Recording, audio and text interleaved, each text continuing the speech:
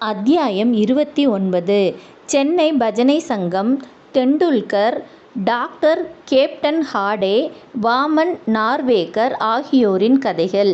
இந்த அத்தியாயம் சாய்பாபாவை பற்றி மற்ற பல அற்புதமான சுவையான கதைகளை விவரிக்கிறது. சென்னை பஜனை சங்கம் 1916ஆம் ஆண்டில் இந்த குழு காசிக்கு தீர்த்த யாத்திரையாக புறப்பட்டது. ஒரு மனிதர், அவர் மனைவி, மகள் மைத்துனி ஆகியோரை இக்குழு கொண்டிருந்தது. துரதிர்ஷ்டவசமாக அவர்களின் பெயர்கள் குறிப்பிடப்படவில்லை.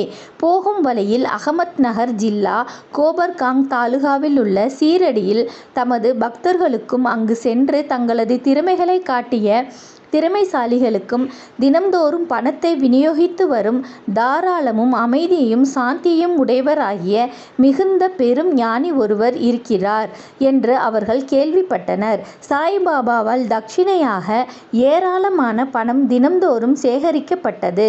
இத்தொகையிலிருந்து பக்த கொண்டார்ஜியின் மகளான அம்னி என்ற 3 வயது குழந்தைக்கு தினம்தோறும் ரூபாய் 1, வேறு சிலருக்கு தினம்தோறும் ரூபாய் 2 முதல் ரூபாய் 5 வரையும், அம்மினியின் தாயாருக்கு தினந்தோறும் 6 மற்றும் அவர் விரும்பியவாறு மற்ற பக்தர்களுக்கு தினந்தோறும் ரூபாய் 10 முதல் ரூபாய் 20, ரூபாய் 50 கூட அவர் விநியோகித்தார். இவைகளை எல்லாம் கேள்விப்பட்டு அந்த கோஷ்டி சீரடிக்கு வந்து அங்கு தங்கியது. அக்குழு மிக நல்ல பஜனை செய்து மிக சிறந்த பாடல்களை எல்லாம் பாடியது. ஆனால் அந்தரங்கமாக அவர்கள் பணத்துக்காக ஆசைப்பட்டனர். அக்கோஷ்டியில் 3 பேராசை பிடித்தவர்களாய் இருந்தனர். ஆனால் அவ்வீட்டு தலைவியின் குணம் வேறுபட்டதாய் இருந்தது. அவளுக்கு பாபாவின் மேல் அன்பும் பிரியமும் இருந்தது. ஒரு நாள் மத்தியான ஆராத்தியின் போது அவளது பக்தி, நம்பிக்கை இவற்றில் பெரும் மகிழ்வடைந்த பாபா அவளுக்கு அவளது இஷ்ட தெய்வமாக காட்சி அளித்தார். அவளுக்கு பாபா வழக்கம்படி சாயிநாதனுக்கு பதில் சீதாநாதனாக, அதாவது ராமராக காட்சி அளித்தார். அவளது இஷ்ட தெய்வத்தை கண்டு அவள் மிக மிக உருகி போய் விட்டாள். அவளது கண்களிலிருந்து ஆனந்த கண்ணீர் பொங்கி வழிய மகிழ்ச்சியால் கைகளை தட்டினாள். மக்கள் அவளது ஆனந்த நிலையை கண்டு அதிசயமுற்றனர். ஆனால் அதன் காரணத்தை அவர்கள் அறிய இயலவில்லை. பின்னால் மாலை பொழுதில் எல்லாவற்றையும் அவள் தன் கணவனுக்கு விளக்கினாள். சாய்பாபாவுக்கு பதிலாக அங்கு எங்கனம் ஸ்ரீராமரை கண்டாள் என அவள் கூறினாள். அவள் மிக எளிமையையும் பக்தியையும் பூண்டு கொண்டு வாழ்ந்தாள். அது அவளது மனப்பிராந்தியே என அவன் நினைத்தான். மற்றவர்கள் எல்லாம் சாய்பாபா பார்த்து கொண்டிருக்கும் போது நீ மட்டும் ஸ்ரீராமனை காண்பதாவது என்று அவன் கேலி செய்தான். ஸ்ரீராமனை காண்பதாவது என்று கேலி செய்தான். அவளது மனம் அமைதியாகவும் சாந்தமாகவும் இருந்த போதெல்லாம் அடிக்கடி ஸ்ரீராம தரிசனத்தை கண்டாள். ஆதலால் அவள் இக்கூற்று செவிசாய்க்கவில்லை. அற்புத காட்சி. இம்மாதிரியான எல்லாம் நடந்து கொண்டிருந்த போது ஒரு நாள் இரவு அவள் கணவர் தன் கனவில் அற்புத காட்சி ஒன்றை கண்டார். அது வருமாறு: அவர் ஒரு பெரிய நகரத்தில் இருக்கிறார். போலீஸ் அவரை கைது செய்து கைகளை கட்டி லாக்கப்பில் வைத்திருக்கிறது. போலீஸ் நன்றாக அழுத்தி கட்டி கொண்டிருக்கும் போது ஜெயிலுக்கு வெளியில் சாய்பாபா அமைதியாக நின்று கொண்டிருப்பதை காண்கிறான். பாபா இவ்வளவு அருகில் இருப்பதை கண்டு வெளிப்படையாக குரலில் அவரிடம், உமது புகழை கேள்விப்பட்டு நான் உமது திருவடிகளையே காண வந்தேன். தாங்களே நேரில் நின்று கொண்டிருக்கும் போது எனக்கு இந்த கேடு ஏன் நிகழ வேண்டும் என வினவுகிறான்.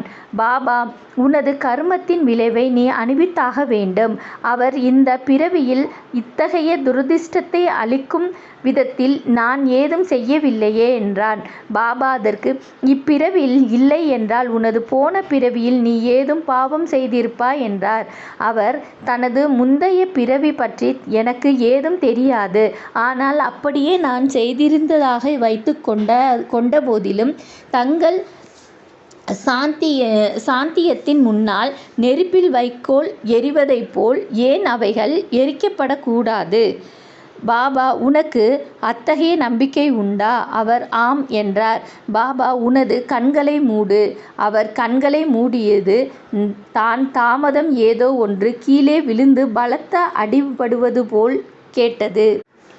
அவர் கண்களை திறந்தபோது தாம் விடுதலையாகி இருப்பதையும் போலீஸ் இரத்தம் சிந்தி கீழே விழுந்து கிடப்பதையும் கண்டார். மிகவும் பீதியடைந்து பாபாவை அவர் பார்த்தார். பாபா, நீ இப்போது நன்றாக பிடிபட்டு கொண்டாய். இப்போது அதிகாரிகள் வந்து உன்னை கைது செய்வார்கள். அவர் கெஞ்சினார். தங்களை தவிர என்னை காப்பாற்றுபவர் வேறு ஒருவரும் இல்லை. எப்படியாவது என்னை காப்பாற்றுங்கள் என்றார். பின்னர் பாபா அவரை மீண்டும் கண்களை மூடச் சொன்னார். அவர் அதே மாதிரியாக செய்து பின் கண்களை திறந்து அவர் ஜெயிலுக்கு வெளியே விடுதலையாகி இருப்பதையும் பாபா அவர் அருகில் இருப்பதையும் கண்டார். பாபாவின் காலடியில் அப்போது அவர் வீழ்ந்தார். இந்த நமஸ்காரத்திற்கு முந்தைய நமஸ்காரங்களுக்கும் ஏதேனும் வித்தியாசம் உண்டா என்று பாபா கேட்டார். ஏராளமான வித்தியாசம் இருக்கிறது. எனது முந்தைய நமஸ்காரங்கள் எல்லாம் தங்களிடம் இருந்து பணம் பெறுவதற்காகவே செய்யப்பட்டது. ஆனால் இந்த நமஸ்காரமோ தாங்கள் கடவுள் என்ற எண்ணத்தில் செய்யப்படுகிறது. அத்துடன் தாங்கள் முஸ்லீமாக இருந்து கொண்டு இந்துக்களை பால்படுத்துவதாக நினைத்தேன். பாபா, முகமதிய கடவுள் மீது உனக்கு நம்பிக்கை இல்லையா? அவர், இல்லை. பாபா, பஞ்சா என்ற கை அடையாளம் உங்கள் வீட்டில் இல்லையா? தாபூத் சமயத்தில் நீ அதை வழிபடுவது இல்லையா? கல்யாணம் மற்றும் இதர பண்டிகை காலங்களில் நீங்கள் அமைதிப்படுத்தி ஆற்றும் காட் பீபி என்ற மற்றொரு முகமதிய தெய்வம் உங்கள் வீட்டில் இல்லையா? அவர் இவைகள் எல்லாம் ஒத்துக்கொண்டார். பாபா, உனக்கு வேறென்ன வேண்டும்? அவரது குரு ராம்தாஸின் தரிசனத்தை பெற அவர் மனதில் அவா ஒன்று எழுந்தது. அப்போது பாபா பின்னால் திரும்பி பார்க்கச் சொன்னார். அவர் திரும்பிய போது ராம்தாஸ் நின்று கொண்டிருந்தார். அவர் காலடியில் விழப்போன போது ராம்தாஸ் மறைந்து விட்டார். பின்னர் அவர் பாபாவை விருப்பத்துடன், நீங்கள் வயதானவராக தோன்றுகிறீர்கள். உங்களது வயது என்னவென்று தெரியுமா என்று கேட்டார். பாபா, என்ன, நான் கிழவன் என்றா சொல்கிறாய்? என்னோடு ஒரு ஓட்டப்பந்தயம் விட்டு பார்த்துவிட்டு சொல். இதை கூறிவிட்டு பாபா ஓடத் தொடங்கினார். அவரும் பின்னால் ஓடினார். ஓடும்போது பாபா அவர் தம் பாதத்தில் எழும்பிய தூசியில் மறைந்து விட்டார். அவரும் கண் விழித்தார். விழித்த பின் கனவு காட்சியை பற்றி அவர் தீவிரமாக சிந்தித்தார். அவரது மனோபாவனை முற்றிலுமாக மாறிவிட்டது. பாபாவின் பெருமையை அவர் உணர்ந்து கொண்டார்.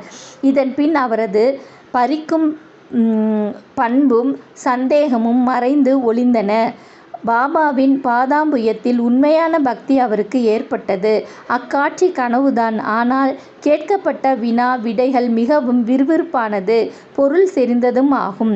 மறுநாள் காலை எல்லோரும் ஆராத்திக்காக மசூதியில் கூடியபோது பாபா அவருக்கு 2 ரூபாய் மதிப்புள்ள இனிப்புகளையும் தம் பாக்கெட்டில் இருந்து 2 ரூபாயையும் எடுத்து பிரசாதமாக அளித்தார். மேலும் சில நாட்கள் அவரை அங்கு தங்கச் செய்து, அல்லாஹ் உனக்கு தாராளமாக அளிப்பார், உனக்கு எல்லாவித நன்மைகளையும் செய்வார் என்று ஆசி கூறினார். அவர் அங்கு அதிக பணம் பெறவில்லை. ஆனால் அதற்கு மேலானவைகளை பெற்றார். அதாவது பாபாவின் ஆசீர்வாதங்களையும். அது அவருக்கு தொடர்ந்து நன்மையளித்து வந்தது. பின்னால் அக்கோஷ்டிக்கு ஏராளமான பணம் கிடைத்தது. பிரயாணத்தில் போது எவ்வித அசௌகரியமோ தொல்லையோ ஏற்படவில்லை. பத்திரமாகவும் சௌகரியமாகவும் அவர்கள் வீடு திரும்பினர். அவரது அருளால் பெற்ற ஆனந்தத்தையும் பாபாவின் மொழிகளையும் ஆசிகளையும் நினைத்தவாறே அவர்களது பயணம் அமைந்தது. அவர்களின் வாழ்வும் சந்தோஷமாக அமைந்தது. தெண்டுல்கர் குடும்பம். பாந்திராவில் தெண்டுல்கர் என்னும் குடும்பம் ஒன்று இருந்தது. அதன் உறுப்பினர்கள் எல்லோரும் பாபாவிடம் பக்தி பூண்டவர்களாக வாழ்ந்து வந்தனர். ஸ்ரீ சாய்நாத் பஜன் மாலா என்னும் 800 செயல்கள் கொண்ட ஒரு நூலை திருமதி சாவித்ரிபாயி தெண்டுல்கர் குடும்பத்தினர் பதிப்பித்திருந்தனர். அது பாபாவின் லீலைகள் எல்லாம் விளக்குகிறது. பாபாவை பற்றி ஆர்வம் கொண்டோர் எல்லோரும் படிக்க உகந்த நூல் அது ஆகும். பாபா டெண்டுல்கர் என்னும் அவர்களது புதல்வன் பாபு டெண்டுல்கர் என்னும் அவர்களது புதல்வன் இரவும் பகலும் அரும்பாடுபட்டு படித்து கொண்டிருந்தான். அவன் மருத்துவ பரீட்சைக்கு செல்ல வேண்டும். சில ஜோசியர்கள் கலந்தோசித்தான். அவனது ஜாதகத்தை பரிசீலித்துவிட்டு கிரகங்கள் அவனுக்கு இவ்வருடம் சாதகமில்லை என்றும், எனவே அடுத்த வருடம் அவன் பரீட்சைக்கு சென்றால் நிச்சயம் வெற்றி பெறுவான் என்றும் கூறினார்கள். இது அவனை கவலைக்கு உள்ளாக்கியது, நிலை கொள்ளாமல் இருக்கச் செய்தது. சில நாட்களுக்கு பின் அவனது தாயார் சீரடிக்கு சென்று பாபாவை கண்டாள். பல விஷயங்களுடன் சில நாட்களில் பரீட்சை எழுதவிருந்த தன் மகனின் கவலைக்கிடமான நிலைமையையும் அவள் பாபாவுக்கு கூறினாள். இதை கேட்டுவிட்டு பாபா கூறினார், உனது மகனிடம் என்னை நம்பும்படி சொல். ஜாதகம், கைரேகைகளின் ஜோசியம் ஆகியோரின் முன்னோடி உரைகளை தூக்கி எறிந்துவிட்டு அவன் பாட்டுக்கு படித்து கொண்டிருக்கட்டும். பரீட்சையை அமைதியாக எழுதட்டும். அவன் இவ்வாண்டு தேர்வது உறுதி. என்னை நம்பும்படியும் ஏமாற்றம் அடைய வேண்டாம் என்றும் சொல் என்றார். தாய் வீட்டுக்கு திரும்பி இச்செய்தியை மகனுக்கு தெரிவித்தாள். பின்னர் அவன் கஷ்டப்பட்டு படித்து உரிய காலத்தில் பரீட்சையும் எழுதினான். எழுதும் பேப்பர்களை அவன் நன்றாக செய்திருந்தான். ஆனால் சந்தேகத்தால் பீடிக்கப்பட்டு பாஸ் செய்வதற்கு போதுமான மார்க்குகள் தான் பெறப்போவதில்லை என்று எண்ணினான். எனவே வாய்மொழி பரீட்சைக்கு போவதை பற்றி அவன் கவலைப்படவில்லை. ஆனால் பரீட்சை அதிகாரி அவனை விடுவதாக இல்லை. அவன் எழுதிய பேப்பர்களில் பாஸ் செய்து விட்டதாகவும் வாய்மொழி பரீட்சைக்கு அவன் வர வேண்டும் என்றும் சக மாணவர்கள் ஒருவரின் மூலம் அவனுக்கு செய்தி அனுப்பியிருந்தார். இவ்வாறாக அவன் பரீட்சையில் தேர்வதற்கும் ஊக்குவிக்கப்பட்டு இரண்டிலுமே வெற்றியடைந்தான்.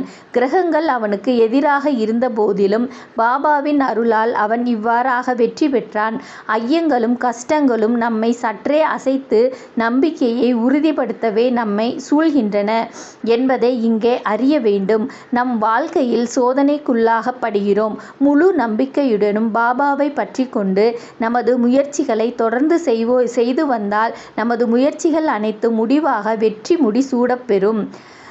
இப்பையனின் தந்தையாரான ரகுநாத் ராவ் பம்பாயில் உள்ள வெளிநாட்டு வாணிக கம்பெனி ஒன்றில் பணியாற்றி வந்தார். வயதாகிவிட்டபடியால் அவரால் வேலை சரியாக செய்ய இயலவில்லை. எனவே அவர் விடுமுறையும் ஓய்வும் எடுக்க வேண்டியதாயிற்று. விடுமுறையின் போது அவருடைய தேக நிலை முன்னேற்றம் அடையாததால் அவர் லீவை அதிகப்படுத்துவதாலோ அல்லது வேலையை நின்று ஓய்வு பெறுவதோ தவிர்க்க முடியாதாகிவிட்டது. அவர் முதுமையையும் நம்பிக்கையும் வாய்ந்த பணியாளராக இருப்பதால் அந்த ஸ்தாபனத்தின் முக்கிய மேனேஜர் அவருக்கு ஒரு பென்ஷனுடன் ஓய்வு கொடுக்க தீர்மானித்தார். எவ்வளவு பென்ஷன் கொடுப்பது என்ற பிரச்சனை இத்தகைய தீர்மானத்திலிருந்து வந்தது. அவர் மாதம் ரூபாய் 150 பெற்று வந்தார். பென்ஷன் தொகையாக ரூபாய் 75 வீட்டு செலவுக்கு பராமரிக்க போதுமானவை அன்று. எனவே அவர்களால் இவ்விஷயத்தில் கவலையுள்ளவராக இருந்தனர். முடிவாக ஏற்பாட்டுக்கு 15 தினங்களுக்கு முன்பாக பாபா திருமதி தெண்டுல்கர் கனவில் தோன்றி, பென்ஷன் 100 ரூபாயாக அளிக்கப்பட வேண்டும் என நான் விரும்புகிறேன். இது உனக்கு திருப்திதானா என்று கேட்டார். பாபா, இம்மாதிரி ஏன் என்னை கேட்க வேண்டும்? நாங்கள் உங்களையே முழுவதும் நம்பி இருக்கிறோம் என்று திருமதி தெண்டுல்கர் பதிலளித்தார். பாபா ரூபாய் 100 என்று கூறிய போதும் ரூபாய் 10 இன்னும் அதிகமாகவே கொடுக்கப்பட்டது. இது ஒரு விசேஷ நியதியாக தமது பக்தர்களுக்கு அத்தகைய அற்புதமான அன்பையும் பாதுகாப்பையும் பாபா நிச்சயமாகவே காண்பித்தார். கேப்டன் ஹாடே. குவாலியரில் தங்கியிருந்த கேப்டன் ஹாடே என்பவர் பாபாவின் மிக பெரும் பக்தர். ஒருமுறை அவரது கனவில் பாபா தோன்றி, என்னை மறந்து விட்டாயா என்று கேட்டார். ஹாடே உடனே பாபாவின் பாதங்களை பிடித்து கொண்டு, தனது தாயை குழந்தை மறந்துவிட்டால் அது எங்கனம் காப்பாற்றப்படும் என்றார். பின்னர் ஹாடே தோட்டத்துக்கு சென்று புதிய வால்பாடி காய்கள் பறித்து ஒரு விருந்திற்கு ஏற்பாடு செய்தார். தட்சிணைக்கும் ஏற்பாடு செய்துவிட்டு அவைகளை எல்லாம் பாபாவிற்கு சமர்ப்பிக்க இருந்தபோது அவர் விழித்து கொண்டார். சில நாட்களுக்கு பின் ஒரு நண்பருக்கு ரூபாய் 12 மணி ஆர்டர் மூலம் அனுப்பி ரூபாய் 2 சீதா பொருட்களுக்கு, அதாவது மளிகை பொருட்களுக்கு, காய்கறிக்கு ரூபாய் 10 பாபாவுக்கு தட்சிணையாக அளிக்கும் குறிப்பையும் அனுப்பியிருந்தார். அந்த நண்பர் சீரடிக்கு சென்று குறிப்பிடப்பட்ட ஜாமான்களை எல்லாம் வாங்கினார். ஆனால் வால்பாடி கிடைக்கவில்லை. வால்பாடி என்பது ஒரு வகை அவரைக்காய் ஆகும். சிறிது நேரத்தில் தலையில் சுமந்து கொண்டு ஒரு கூடைக்காரி வீதியில் எதிர்பட்டால் வியப்பிற்கேற்ப அந்த கூடையில் வேண்டிய வால்பாடி கிடைத்தது. அது வாங்கப்பட்டு மற்ற எல்லா பொருள்களுடன் கேப்டன் ஹாடேயின் சார்பில் பாபாவுக்கு சமர்ப்பிக்கப்பட்டது. திரு நிமோன்கர் அடுத்த நாள் நெய்வேத்தியம் தயார் செய்து பாபாவுக்கு கேப்டன் ஹாடேயின் சார்பில் சமர்ப்பித்தார். சாப்பிடும்போது வால்பாடியையே பாபா முதலில் எடுத்து சாப்பிட்டார். சாதம் முதலியவற்றை தொடாதது கண்டும் அனைவரும் அதிசயப்பட்டனர். இதை தன் நண்பன் மூலமாக கேட்டறிந்த ஹாடேயின் மகிழ்ச்சி கரை காணாது போயிற்று. புனிதமாக்கப்பட்ட நாணயம். பாபாவின் ஸ்பரிசத்தால் புனிதமாக்கப்பட்ட நாணயம் ஒன்று தன் வீட்டில் இருக்க வேண்டும் என பிறிதொரு சமயத்தில் கேப்டன் ஹாடே விரும்பினார். சீரடிக்கு போய்க் கொண்டிருந்த நண்பன் ஒருவரை சந்தித்தார். அவரிடம் தமது நாணயத்தை அனுப்பினார். இந்த நண்பர் சீரடிக்கு சென்று நமஸ்கரித்த பின் முதலில் தமது ரூபாயை தட்சிணையாக அவர் பாபாவுக்கு அளித்தார். அதை அவர் வாங்கி தமது சட்டை பையில் போட்டுக்கொண்டார். பின் நண்பர் ஹாடேயின் நாணயத்தை கொடுத்தார். அதை பாபா கையில் வாங்கி உற்று பார்த்துவிட்டு அதனை தம் முன் பிடித்து தமது வலது கை கட்டை விரலால் சுண்டிவிட்டு விளையாடினார். பின் அந்த நண்பரிடம் அவர் உதி பிரசாதத்துடன் இதை அதன் உரிமையாளரிடம் திரும்பிக் கொடு. அவரிடம் இருந்து எனக்கு எதுவும் வேண்டியதில்லை என்று கூறு. அமைதியுடனும் திருப்தியுடனும் அவரை வாழச் சொல் என்று கூறினார். அந்த நண்பர் குவாலியருக்கு திரும்பி புனிதமாக்கப்பட்ட நாணயத்தை ஹாடேயிடம் திரும்பி அளித்து சீரடியில் நிகழ்ந்த எல்லாவற்றையும் அவருக்கு கூறினார். இம்முறை ஹாடே மிகவும் மகிழ்ச்சி அடைந்தார். பாபா எப்போதும் தாம் விரும்பிய மாதிரிதான் நல்ல எண்ணங்களை ஊக்குவிக்கிறார் என்றும் உணர்ந்தார். பாபாவின் அதையே முறையாக நிறைவேற்றி வைத்தார். வாமன் நார்வேகர். இப்போது வாசகர்கள் மற்றொரு கதையை கேளுங்கள். வாமன் நார்வேகர் என்று அழைக்கப்படும் மனிதர் ஒருவர் பாபாவை மிகவும் நேசித்தார். அவர் ஒரு முறை ஒரு நாணயம் கொண்டு வந்தார். அதன் ஒரு பக்கத்தில் ராமர், சீதா, லக்ஷ்மணன் ஆகியவர்களின் உருவங்களும் மற்றொரு பக்கத்தில் கூப்பிய கரங்களுடன் ஆஞ்சநேயர் உருவமும் பொறிக்கப்பட்டிருந்தது. அதை பாபா தமது பரிசத்தால் புனிதப்படுத்தி உதியுடன் திருப்பி அளிக்க வேண்டும் என்ற எண்ணத்தில் பாபாவுக்கு அதை அவர் அளித்தார். ஆனால் பாபா உடனே அதை தம் பாக்கெட்டுக்குள் போட்டுக்கொண்டார்.